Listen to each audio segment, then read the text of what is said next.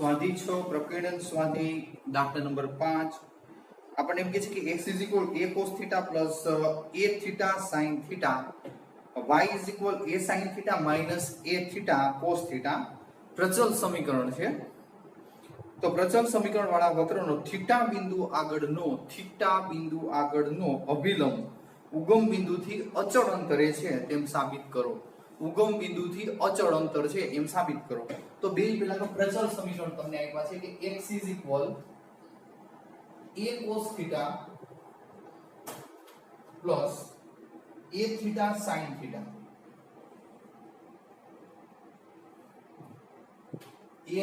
sin θ પછી y તમને આપ્યું છે a sin θ minus a θ cos θ પ્રચલ સમીકરણ હોય x a cos θ plus a θ sin θ y a sin θ minus a θ cos θ પ્રચલ સમીકરણ વાળા વક્રનો થીટા બિંદુ આગળનો અભિલંબ ઉગમ બિંદુથી અચળ અંતરે આવેલો હોય તેમ સાબિત કરો। હવે પહેલા તો આપણે જોયું કે આ x અને y તમે યામ પણ કહી શકો, તમને x y આપ્યા છે એટલે x y બિંદુ પણ તમે કહી શકો આને ભેગું કરો એટલે। હવે આપણે જોઈએ કે આ પ્રચલ સમીકરણ છે તો થીટા ની સાપેક્ષે આનું વિકલન કરશો તો dx dθ minus a sin θ minus cos નું minus sin પછી અહીંયા આપણે જોઈએ a m નો ક્લોઝ બ્રેકેટ કે થીટા અને sin θ ગુણકમાં છે તો theta cos θ plus sin m નો થીટા નું 1 ક્લોઝ બ્રેકેટ પૂરો। હવે પોઝિશન a sin θ a વડે ગુણો a θ cos θ plus a sin θ આ પ્લસ માઈનસ ગયા તો તમે જોઈ શકો a θ આપણે જોઈએ કે cos θ આપણે જોઈએ કે એ જ રીતે પ્રચલ સમીકરણ number 2 y a sin θ minus a θ cos θ તો આપણે જોઈએ કે dy by dθ is equal sin નું cos a cos θ minus આગળ માઈનસ છે ક્લોઝ બ્રેકેટ જરૂરી છે આપણે જોઈએ કે a બહાર કાઢી લે a આ થીટા m નો cos નું minus sin θ આ પ્લસ થીટા નું 1 cos m નો આપણે જોઈએ કે ગુણક a cos θ minus plus a θ sin θ વત્તે વચ્ચે ઓછા a cos θ આપણે જોઈએ કે આ ગયા તો a θ sin θ હવે જો કે અહીંયા આપણે જોઈએ કે બે ના વિકલન થઈ ગયા છે તો આપણા શરત અનુસાર dy by dx is equal dy by dθ upon dx by dθ તો આપણે જો કે dy by dθ a θ sin θ upon a θ cos θ આ ગયા આ tan θ। હવે આ તમને જે ઢાળ મળ્યો છે એ સ્પર્શકનો મળે છે, સ્પર્શક અભિલંબનો ઢાળ જોતો આ સ્પર્શકનો ઢાળ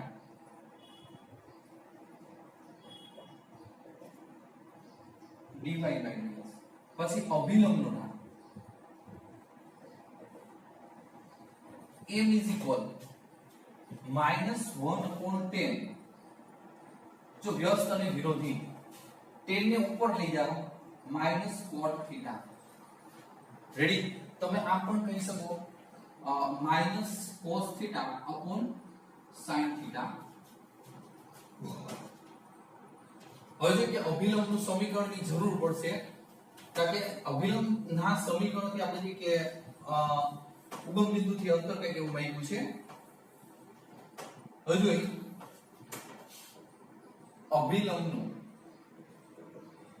સમીકરણ y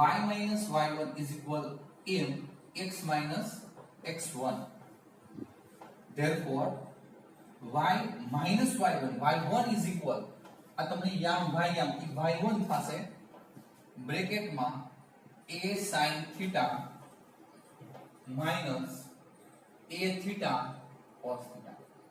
is equal m is equal minus cos theta upon sin theta x minus x1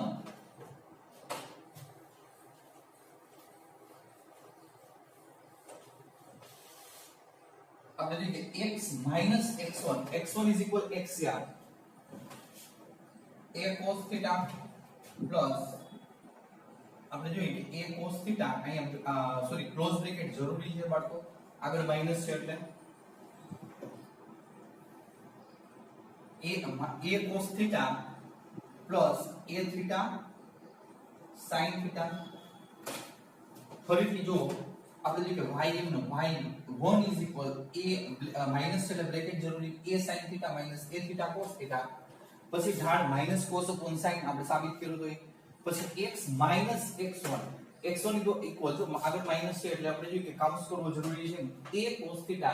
plus a theta sin theta હવે આપણે જોઈએ કે આ sin ને અહીંયા ગુણી નાખીએ આપણે sin જોડે ટૂંકમાં લસા તો આપણે એમ કહી શકીએ કે y sin theta હવે અહીંયા આપણે જોઈએ કે માઈનસ સાથે છોડતા જાય અને આપણે જોઈએ કે sin સાથે ગુણતા જાય તો આપણે જોઈએ કે minus a sin square theta minus minus plus a theta sin theta cos theta ખાસ ધ્યાન રાખજો આપણે જોઈએ કે આ minus minus plus a theta આ sin theta cos theta minus cos વડે આ બાજુ ગુણશો તો માઈનસ x cos theta હવે આ માઈનસ માઈનસ પ્લસ થઈ જાય છે એટલે આ બ્રેકેટ છે એ cos વડે પ્લસ વડે ગુણાશે એટલે આપણે જોઈએ કે plus a cos square theta plus જો આ માઈનસ માઈનસ પ્લસ એટલે cos વડે ગુણાય તો આપણે જોઈએ કે a theta sin theta cos theta ગુણાકારમાં નિશાનીમાં ખાસ ધ્યાન રાખજો બાળકો કદાચ એક સ્ટેપ તમારે વધારવું પડે તો વધારી દેજો તમારી રીતે કારણ કે પછી આપણે જોઈએ કે આમાં એક ભૂલ પડે એટલે ગોઈટિંગ નહીં મળે હજુ a theta sin theta બે બાજુ સરખું છે એટલે ગયા હવે x cos theta આ બાજુ પ્લસ આ minus a sin square theta ઓલી બાજુ એટલે આપણે જોઈએ કે e પ્લસ થઈ જશે therefore x cos theta આ પદ આ બાજુ plus y sin theta equal a cos square theta plus a sin square theta બરાબર એમાંથી a કોમન કાઢી શકીએ therefore x cos theta y sin theta a cos square theta plus sin square theta હવે આનું 1 થઈ જશે બરોબર છે તો આપણે કહી શકીએ કે therefore x cos theta plus y sin theta is equal a ને આ બાજુ લઈ લો therefore x cos theta plus y sin theta minus a is equal 0 હવે અભિલંબનું આપણો જે પ્રશ્ન છે જો અભિલંબનું સમીકરણ તમારી પાસે કમ્પ્લીટ મળી ગયું છે હવે આપણને જે પ્રશ્ન પૂછ્યો છે એ પ્રશ્નમાં એમ કહે છે કે અભિલંબનું ઉગમ બિંદુથી અંતર અભિલંબનું ઉગમ બિંદુથી અંતર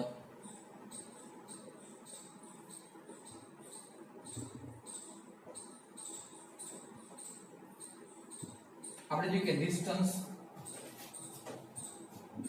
આપણે જોઈએ કે ઉગમ બિંદુથી અંતર તો આપણે જોઈએ કે એના સૂત્ર 11 માં શીખી ગયા છે ઉગમ બિંદુથી અંતર હોય તો આપણે એમ કહી શકીએ કે mode c upon under root a square plus b square mode c એટલે જો આ તમે જોઈ શકો આ a b અને આ c બરાબર છે તો mode c upon under root a square plus b square હવે અહીંયા તમે વિચારો a is equal શું થશે cos theta b is equal sin theta અને c is equal minus a જો અહીંયા લખું છું કે a is equal cos theta b is equal sin theta અને c is equal minus a તો અહીંયા કમ્પ્લીટલી આપણે કિંમત મૂકીએ તો શું થશે mod c minus a upon under root a square plus b square cos square plus sin square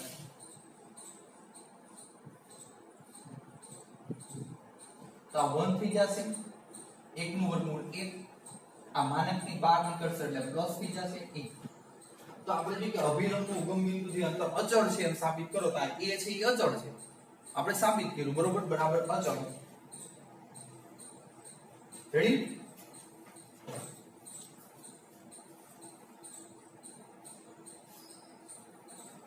હજુ બીજો દાખલો પણ બહુ અઘરો છે મોટો છે એટલે એક જ દાખલો અહીંયા રાખશું વ્યવસ્થિત તમે જોઈ લેજો સમજી લેજો તમારી રીતે અઘરો છે થોડોક અઘરો છે